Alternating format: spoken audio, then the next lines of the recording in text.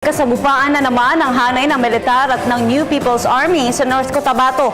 Ilang armas ang nabawi ng militar matapos ang nasabing inkwentro. Narito ang report ng aming kasama ang si Pengalinyo ng Radyo ng Bayan Davao.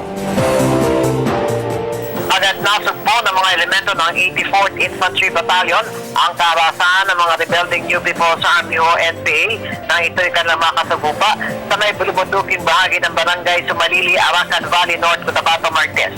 Ayon kay Major General Eduardo Año, commander ng 10th Infantry Division, na wala namang nasaktan sa panig ng militar. At dito na-diskribehan ng tropa ng pamahalaan ang isang AK-47, isang 45 baril, 2 hand grenades, isang rifle grenade, 3 improvised explosive devices o IEDs, 10 backpacks at iba't ibang klaseng medical kit. Samantala, nagpasalamat naman ang militar sa mga sibilyan na matagal ng pagod sa mga pananakot ng mga rebelde.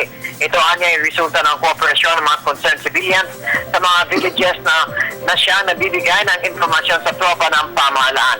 Nangako naman ang 10th Infantry Aguila Division na patuloy ito sa pagsasagawa ng kanilang mandato para maprotektahan ang kanilang mga area of responsibility sa mga komunidad. Para sa Telebisyon ng Bayan, Pengalinyo, Radyo ng Bayan, Davao.